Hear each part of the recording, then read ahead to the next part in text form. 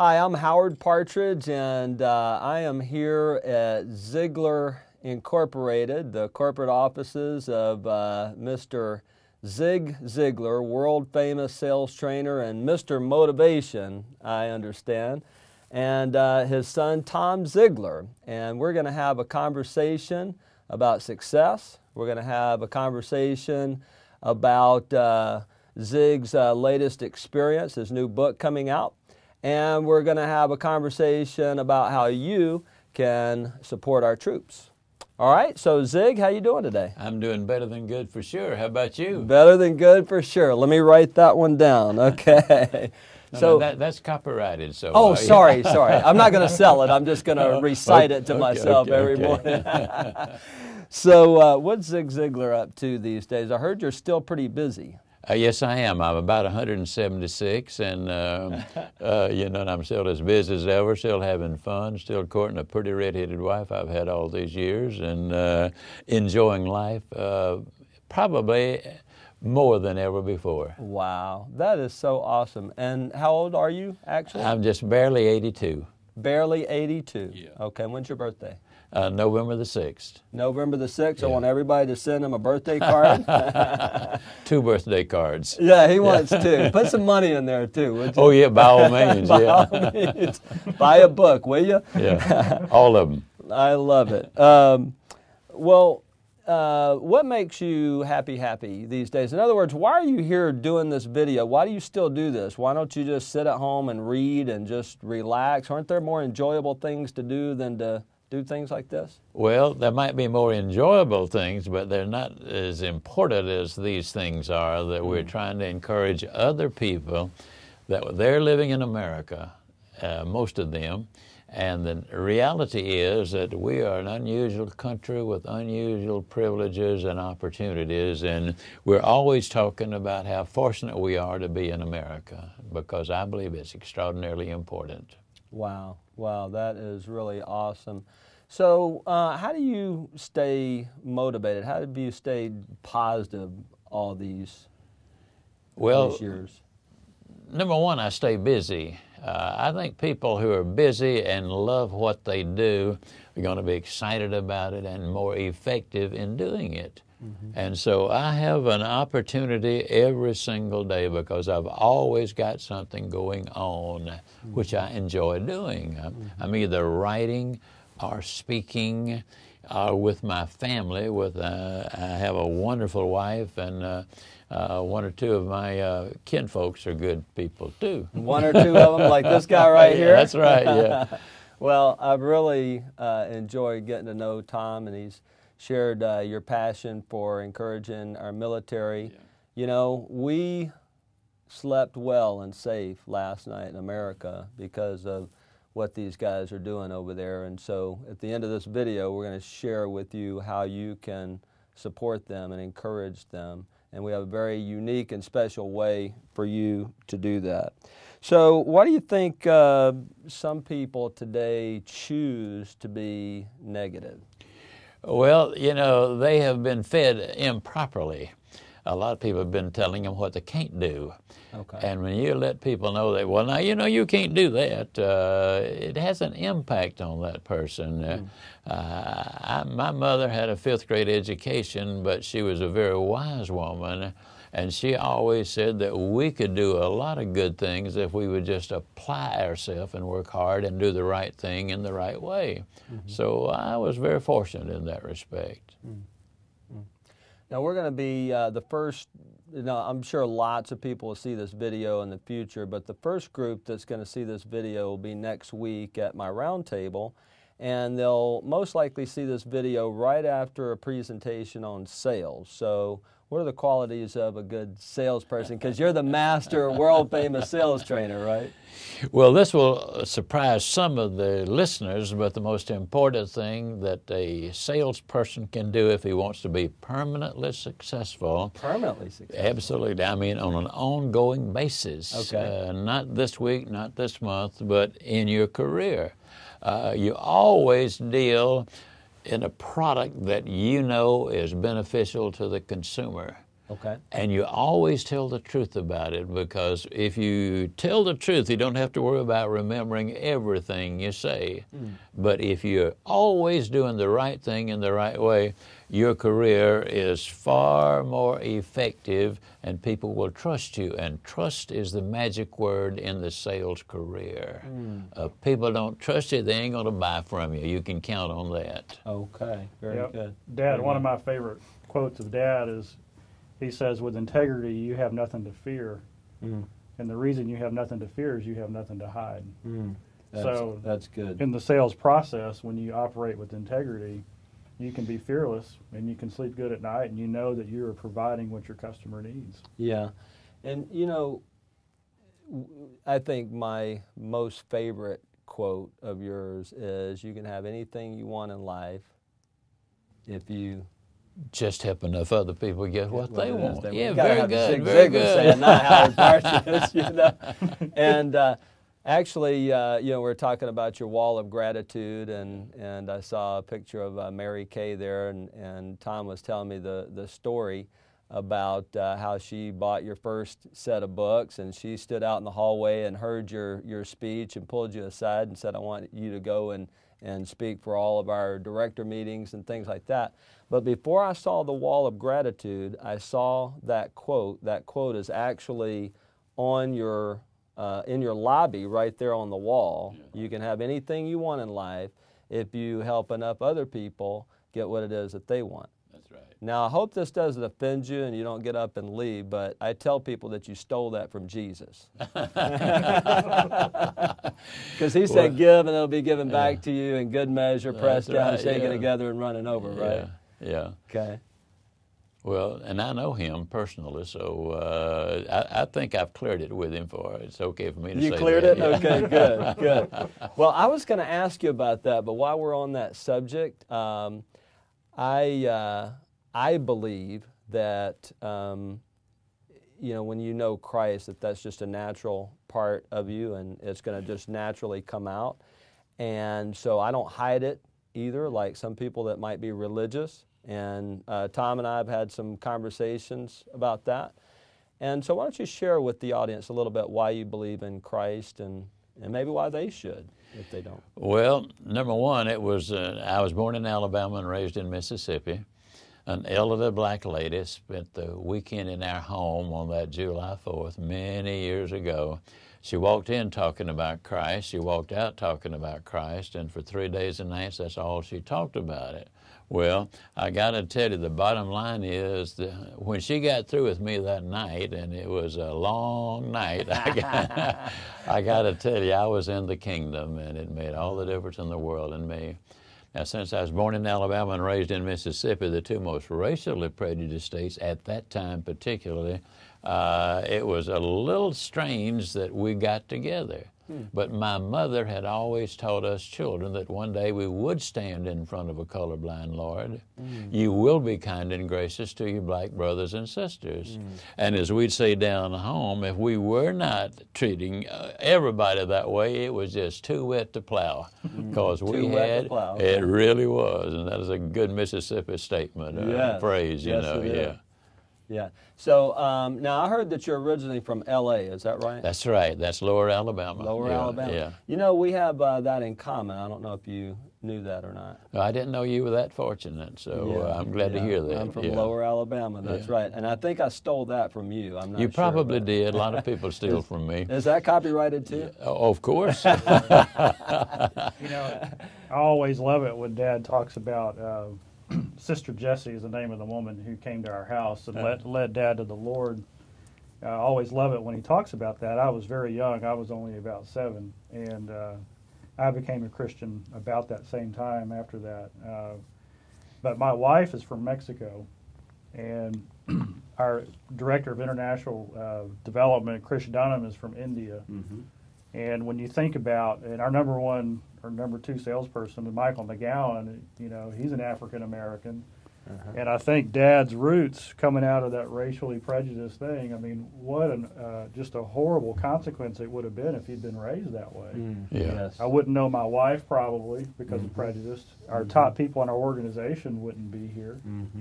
But yet she made that statement with him, and all those years later, God used a woman like that to come and lead him to know him. That's so awesome. Well, I think that's a great suggestion that you had earlier, that everybody should have a wall of gratitude like you have in your lobby. You have, you know how many pictures you have out there? I believe it's 27. 27 pictures. Men and women, yeah. Very few people would know more than one or two of them. A lot of them would know Mary Crowley and Mary Cash and people like that, but most of them were just the people next door, people that are just good, honest, hard-working, committed people to do the right thing in the right way. Yeah. So I think that we could all say that if we've had any kind of success at all, that there were always people there who have helped us.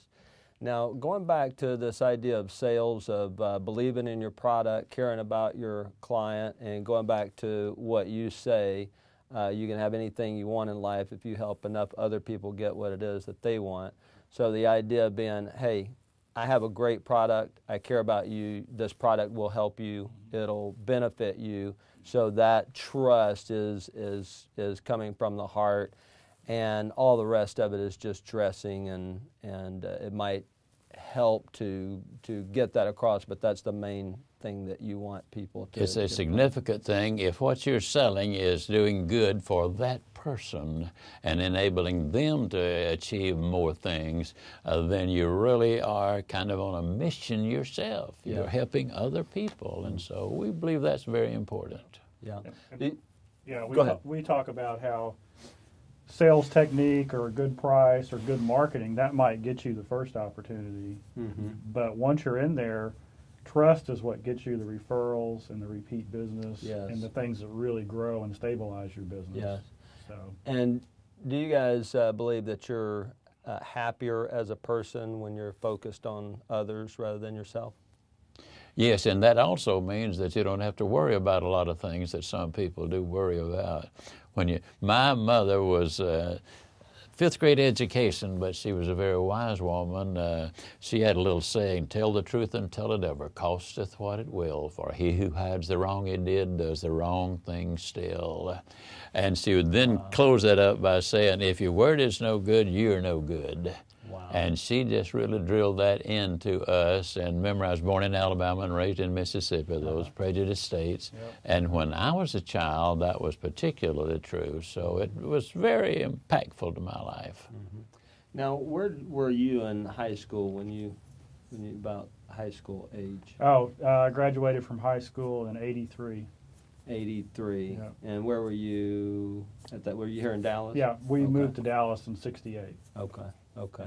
I graduated in 1978 from high school, barely. I'm convinced that the only reason that they let me graduate is so they didn't have to put up with me another year. Well, don't apologize too much. I was in the part of the class that made the top half possible. So. Right. Well, you know, the year before I went to high school, there were all the riots, and we had just started the whole busing thing and desegregation, all that. Anyway, yeah, that was a terrible time in our history, and we need to continue to pray for healing there. Incidentally, my mother always, she taught us, our children, all of us children, that one of these days you will stand in front of a colorblind Lord. You will be kind and gracious to your black brothers and sisters. Now, in the rural South, that was a little unusual approach that the parents were taking, but my mother knew the Bible, and for that reason, that's what she was teaching us. Bless her heart. Bless her heart. That's awesome. That's awesome. Well, why don't we touch on goals just a little bit? What advice do you have for us on goal setting? Get them. Get them, huh? Yeah, if you don't know where you're going, you're not going to get anywhere. Okay. But if you have a game plan, and here I am, well over 80 years old, and I still have a plan for today, and a plan for the year, and a plan for the century, and so forth. I just believe it's important. You need to know where you're going or you're not going to go anywhere. Okay, very good, very good. Well, let's talk about, change the subject just a little bit. You know, you're so famous. By the way, how does that feel to be famous, world famous? Well, to be honest, I never think of myself as being famous. I think of myself as being very fortunate to be living in America, having had the raising I did from my mother. My dad died when I was 5, and having these opportunities that are so wide open in America today. I think, man alive, how fortunate can you get? And what do you think that people in general, because, and I don't want this to sound like a judgment, but when you look at the population and you see so many, and this is my heart, my burden is you see so many people that could do so much more with their life here in America with the opportunity that we have. So why do you think that they don't take advantage of that? Nobody's ever told them it was there. Okay. Sometimes they don't realize that, well, here I am, this, you know, I was a little guy from a little town. A lot of people adopt that attitude, you know, well, I'm just a little guy from a little town. Well, listen, God doesn't care where we came from. You know, He wants us to be the best we can be for Him. And when we follow that procedure and that thought line, our chances of being more successful are dramatically increased. Yeah, and I think the other thing that flows with that is Dad's philosophy of you can have everything in life you want if you'll just help enough other people get what they want. In our culture today, probably our primary issue is just one of selfishness. Yeah. And so people are always trying to get what they want. And they forget that that's not going to happen unless you help somebody else. And so when somebody opens their eyes and they adopt that philosophy of how to help other people, not only does it take your eyes off of your own problems, which lifts you up, but you start solving problems for others, and then all of a sudden you get rewarded for that in a lot of different ways. Yeah. You know, financially, physically, emotionally, all the areas that are important.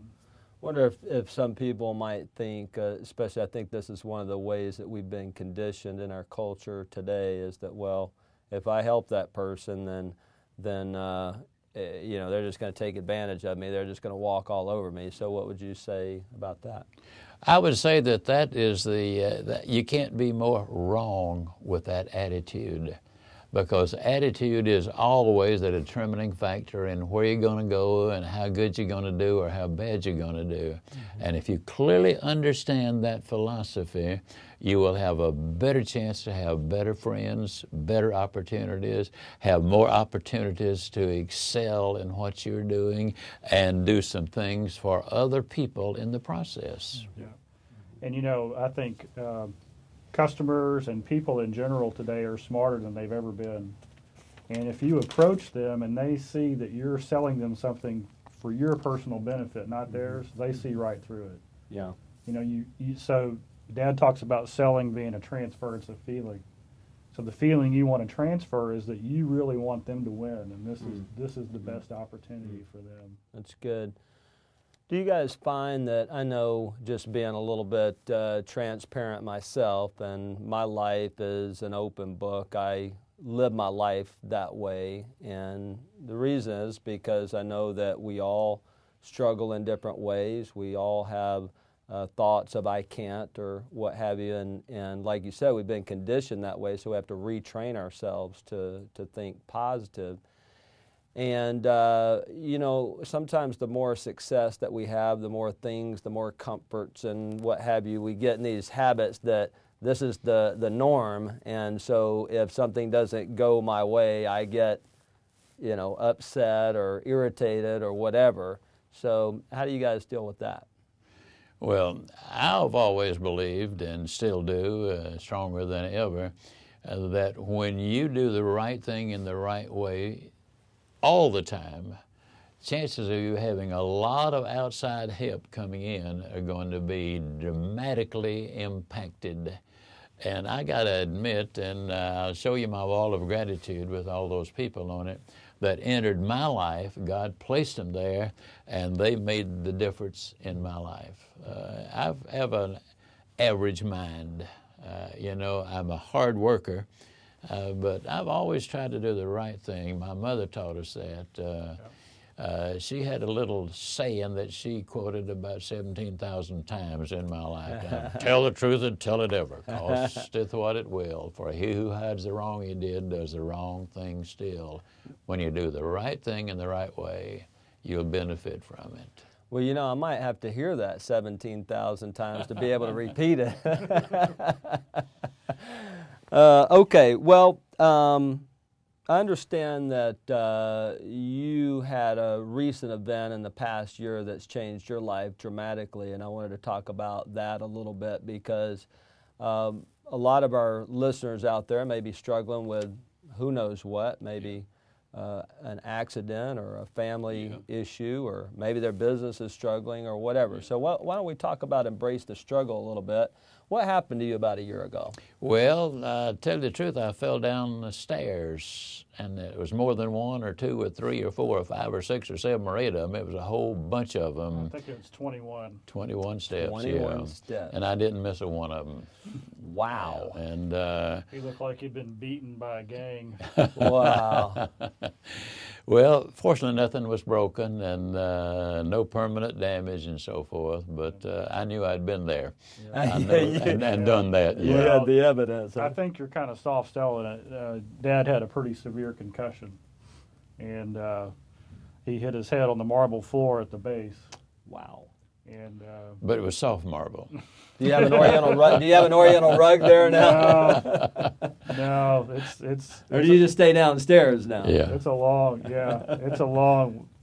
trip down, and since that time, Dad's the two main things that he's been struggling with is it's impacted his balance.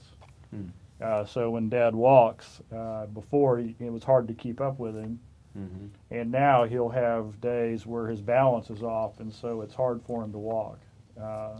The other thing, too, is that fall and the concussion you had, one of the results of it is a little bit of a short-term memory deficit. Mm-hmm. So you can ask Dad about anything, but sometimes his short-term memory is not what it used to be. Yeah. Well, like I tell folks, I have a brilliant memory. Unfortunately, it's very short. See, I believe that sometimes that when something happens to us that we don't like, we don't understand that everybody else is not interested in what our problems are. And what I try to do is I try to focus on what I can do. I can still do virtually everything that I ever been able to do. Now, at age 80 plus, I'm not quite as agile as I was at one point, and there are some differences. But I got to tell you, I'm still writing, and I have been told as effectively as ever. I'm still speaking. People still buy tickets to come hear me speak. So, and that pretty red-headed wife of mine still loves me and says she's going to keep me a while. So, you know, I got nothing to complain about. So life is good. Yeah. I tell you, one of the unknown benefits of this struggle is that now Mom and my sister Julie travel with Dad everywhere that he goes to speak. And Julie actually does the interview with Dad on the stage. And these are at the big Get Motivated seminars where there might be 10 or 15 or 20,000 people in the room. And Julie will talk about the fall and about how Dad's one of his core philosophy is when you get knocked down, you get back up from where you are and you start from where you are. And we've had so many letters and emails of people in the audience who hear this message, and it encourages them because they're all fighting their own struggle. And so for a lot of years, Dad, I think people just had this, they loved you and they had this impression that you were supremely talented and everything was just awesome, and, you know, that's good for Zig, but what does it mean for me? Yeah. And now they see you using your same philosophy to walk along with this struggle, and it encourages them in a whole different level because life is pretty tough sometimes. It gets that way on occasion, it sure does, But you can't, you know, I asked Dad, he had a skin cancer removed from his face. He does it about every year. It's not a big deal. But this time it took him about 3 hours to get the cancer out, you know, because they go in and they do a circle.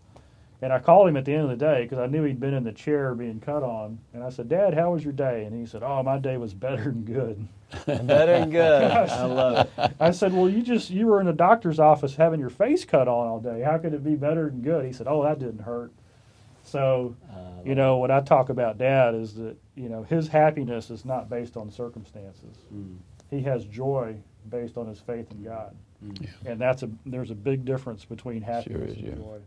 And does that positive attitude become a habit after a while, that you focused on the positive and chosen to focus on the positive for so long that it comes more natural? It's totally natural. It surely is. And then too, I was very fortunate with my family. That pretty red-headed wife of mine, we're on the same page. I don't ever remember having an argument with her. We just are on the same page.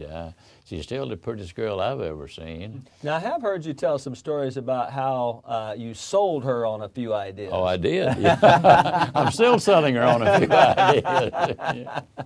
I love it. So tell us about the new book, Embracing the Struggle. Is that the name of it? Yeah, Embrace the Struggle. Embrace the Struggle, yeah. Okay. Yeah, everybody has struggles, and I believe there are more of those now than there have ever been, because the society is not quite as friendly as it was when I was a child growing up. And when you understand that everybody is not honest, everybody's not delighted to see you around, everybody's not going to help you as much as they can, but if you will always do the right thing in the right way, the bottom line is, at the end of the day, you're going to benefit from it. My philosophy, you can have everything in life you want if you'll just help enough other people get what they want. That's the ground I've stood on for many, many years. And I think the theme of the book is it's going to talk about Dad's struggle over the last year, how he's gotten up from being, from this fall. Yeah. And then we've met so many people with different kinds of struggles, whether it's financial difficulties or the loss of a child or overcoming addiction, all different things that happen in people's lives. And so this book is we feel like it's going to be his most powerful book ever, because it combines the motivation, the attitude, the things that he's famous for with the reality of, some days it's just not so good. But how can you have the right attitude, the God-given attitude of hope and encouragement to get through that? Yeah. And, well, that is very powerful, because, again, many of your critics over the years, it's easy to be positive when you got everything in life, but when they know that you've been through some of the difficulties that you have, and maybe some of the listeners out there don't know of some of the struggles, not just this current struggle, but some of the other struggles that you've been through in the past, and the difficulties and what have you. So you want to give us a couple of nuggets from the book? Something that's not so super secret? I can tell you that they're in the book, and when they read the book, they'll find all of it. Great. Perfect. Well, should we talk about the military now? Yep, I think. Okay. Yep. When we were talking, I guess a little over 3 weeks ago, we were just sharing stories, and we came out with a new product just before Christmas called the Ziglar Vault. And the Ziglar Vault is simply Dad's online library of all of his audio and video materials. So it's over 100 hours. It's everything that he's done. Wow. Things that you can, buy from our store if you wanted to and take home, plus a bunch of other materials that aren't found anywhere else. And so what we did is we created a subscription to that, where an individual could come in and pay by the month or pay by the year. Well, Dad just has such an incredible heart for the military, having served in the Navy during World War II, and also now our biggest accounts are the military. And we, bar none, we love working with the young men and women who serve our country. And Dad and I were talking, and the idea just came up, we need to give every military member access to all of Dad's life work for free. And so what we did is we started a program called Encourage Our Military. Okay. And the way we support it was when somebody comes in and they become a member of the Ziglar Vault, they then sponsor 15 military members in. Okay. So every one person that registers and pays for it, 15 soldiers 15 military personnel will get it for free. Right. That's amazing. And so, and the thing about it is we have downloads there that they can download. So a member can download as well. You get 1 free download a month if you're a member. Okay. For the military members, we give them 3 downloads a month. So, wow. As an example, one of Dad's best programs is called Raising Positive Kids. Mm-hmm. So you can imagine a young soldier serving in Iraq. He's got young kids back home. Mm-hmm. He can now join this and listen to it all online or watch the videos online. Mm-hmm. But even more powerful is he can find, the first 3 CDs of Raising Positive Kids, and he can download them to his iPod. And so that's where we really think. And so when we say sponsor, what we mean is that when you join, we open it up to 15 more military members. And so we're out canvassing different groups to get them to sign up for free. And then the best way to make that happen is if you have a loved one or a family member or somebody who's in the military, is just email them the link to sign up. And they can go to Ziglar.com/military. Okay. And at that link that shows them how to sign up, and a military person comes in for free, and it's instantaneous. Great. So when you and I were talking about it, I know you got real excited. Yep. We need help giving this away. Good. So, yeah. Well, that's what we want to do, and we want all of you to sign up for the Ziglar Vault, sponsor 15 of the military. You slept safe last night because of them. Doesn't matter what you think of the war. It doesn't matter what your position on all that is. The fact is that those guys need to be encouraged, those young men. And I can just imagine that they're out on a mission. And I know when I travel to L.A. on I-10, I've got my Zig Ziglar and my CD player, and it's hard, though, because when I laugh, I want to kick my feet up when I listen to you, so I got to have it on cruise control so I can get a good, hearty laugh, you know. So they got to be careful out there. They might get too motivated, but I can just imagine them out there with that attitude. I can, and it's going to be all right. So we appreciate you doing that. And did you want to say a few words about that? Well, I would, because everybody needs encouragement. Encouragement is the fuel on which people run. If they're encouraged and optimistic about their lives and their family lives, they're going to perform better in each of those areas, and that will make a huge difference in their life. Now, I'm a natural-born optimist. I'm the kind of guy that go after Moby Dick in a rowboat and take the tartar sauce with me. I mean, take the tartar sauce with you. That's my nature. I'm still a constant student. I read every single day, and I don't read any junk. I'm always reading something that's inspiring and encouraging and helpful. And when I read, I'm learning new things, and I continue to put that back into the vault. And we are always teaching somebody something new. Yes. The more you know about anything, the more creative you become when you add new information to what you already know. That's really good. What do you read every day? I always read good books. I don't read any junk. Okay. I read the daily paper, and I also read my Bible every day, and that way I know what both sides are up to. We were talking earlier about his career, and one thing about Dad is he would have a speech and it would be perfect. And then the next speech he would do, he would always change 2 or 3 minutes of it. And it's because he was looking for the new thing that would make the whole thing better. And that's exactly an example of what he just said. That's awesome. Well, I'm also excited to learn more about the behind the scenes from this guy. He was telling me about the Mary Kay days and all of that, which was just so inspirational, and showed me a copy of your very first book that you wrote, and that's just so exciting. You guys have been an inspiration to me. Thank you so much for taking the time out today, and I'll see you guys at the top. Okay. God bless you, and thank you. We've thoroughly enjoyed this and appreciate the opportunity. Absolutely. Well, Lord bless you guys as well. And I'm Howard Partridge. My passion is your success. And get fit, focus, implement, and try.